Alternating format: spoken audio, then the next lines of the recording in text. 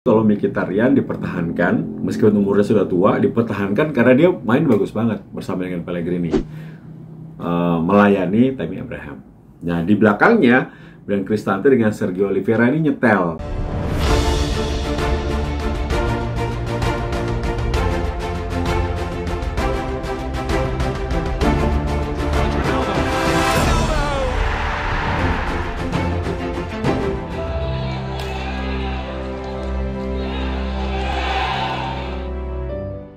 Centrocampo menjadi sebuah kekuatan bagi semua pelatih di Liga Italia. Berarti centrocampista selalu menjadi andalan. Ya, itulah pemain tengah ya. Ini gue akan membahas mengenai AS Roma lah pastinya di Tes TV kali ini.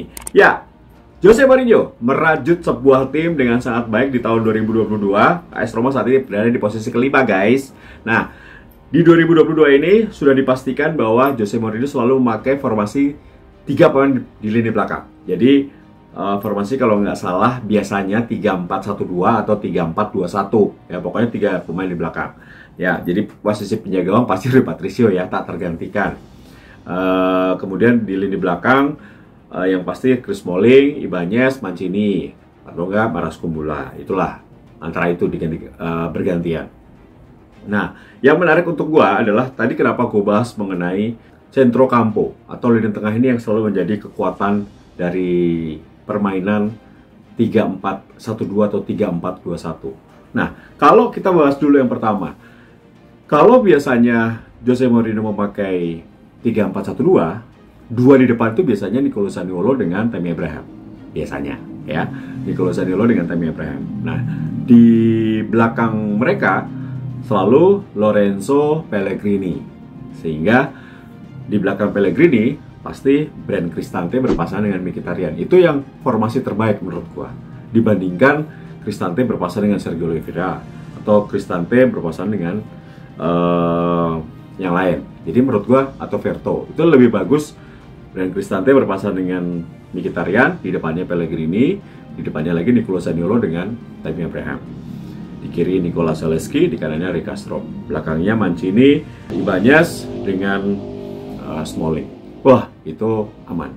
Jadi selalu Roma meyakinkan, tampil bagus,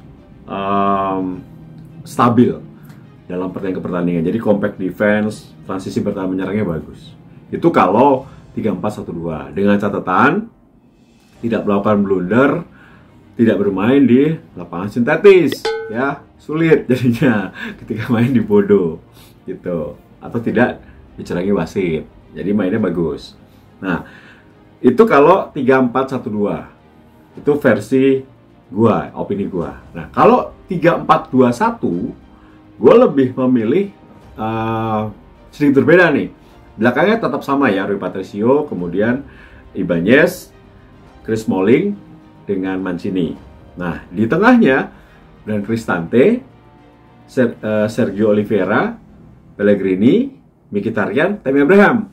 Nicolo Zaniolo tidak main gitu. Jadi kalau 3-4-2-1, satunya adalah Tammy Abraham. Di belakang Tammy Abraham, gue memilih Mkhitaryan dengan Lorenzo Pellegrini. Ini gacor banget. Jadi formasi 3-4-2-1 ini kalau Miki bermain dengan Pellegrini, ini gacor banget. Ini bagus banget, nyetel banget. Makanya gue sangat setuju kalau Mkhitaryan dipertahankan, meskipun umurnya sudah tua, dipertahankan karena dia main bagus banget bersama dengan Pellegrini, melayani Tammy Abraham. Nah, di belakangnya Bryan Cristante dengan Sergio Oliveira ini nyetel gitu. Jadi kalau ada Sergio Oliveira bersama dengan Bryan Cristante, ini bagus banget. Ini sudah dapat pasalnya. Nah, tergantung situasi. Jadi kalau gue nggak takut ketika Zaniolo terkena akumulasi, pasalnya atau skemanya sudah ada gitu.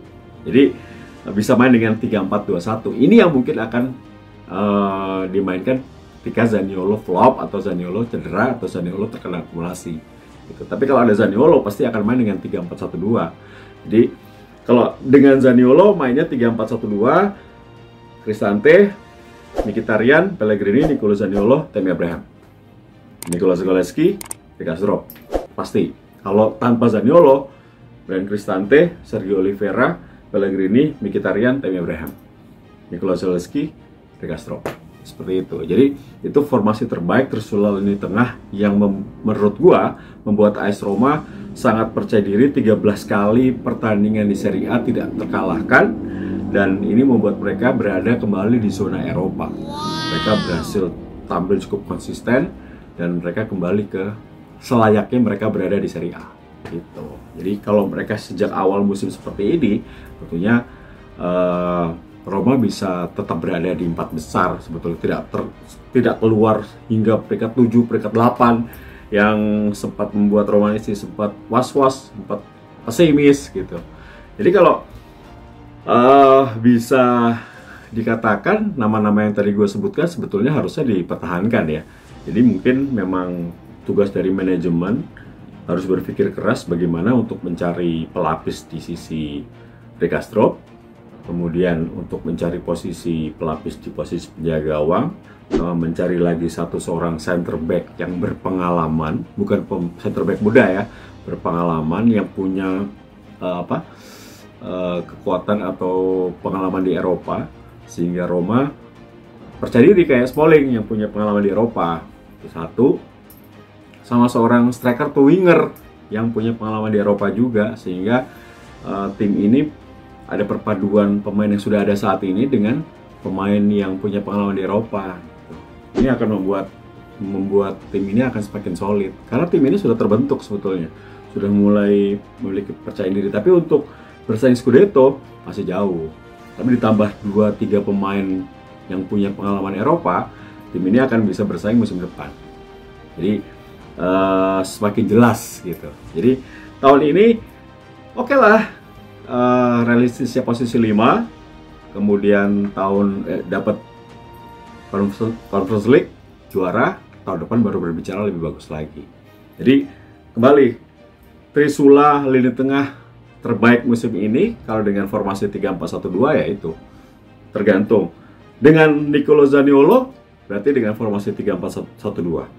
Tanpa Nicolo Zaniolo dengan 3-4-2-1. Jadi memang kuncinya adalah di Lorenzo Pellegrini. Kalau ada Nicolo Zaniolo, dia bermain di belakang 2 striker.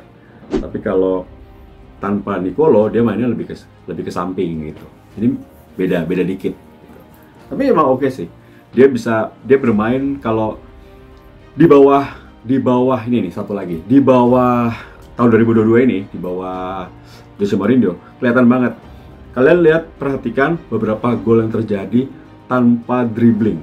Jadi passingnya cuma sekali sentuhan, tak gitu. Jadi itu yang sulit direbut oleh pemain lawan. Jadi kayak futsal, sekali sentuhan gitu golnya, tak. Itu yang susah banget untuk bisa direbut oleh lawan. Itu yang terjadi. Gol-golnya Roma, meskipun menit ke 91, 92 atau hampir habis, tapi itu berawalnya dari, meskipun bila serangan dari belakang, itu semuanya satu sentuhan, tak, itu susah banget direbut oleh pemain lawan, dan itu susah diantisipasi, dan itu gaya baru Roma. Dan orang bilang Mourinho sudah habis, ternyata belum guys, justru dia memberikan sebuah sentuhan baru untuk AS Roma di akhir musim ini. Perhatiin lagi deh, kalau nggak percaya silakan lihat tayangan-tayangan ulangnya proses terjadinya gol dari AS Roma, satu sentuhan beberapa kali dari belakang sampai depan, dan itu gaya baru Roma di musim ini. Semoga terus-terusan sampai bisa angkat piala di akhir musim ini ya. Oke, itu opini gue mengenai Trisula lini tengah yang menjadi kekuatan Jose Mourinho dalam formasi barunya 3-4-1-2 dan juga 3-4-2-1 musim ini. Sign out, dan Roma Forza Roma.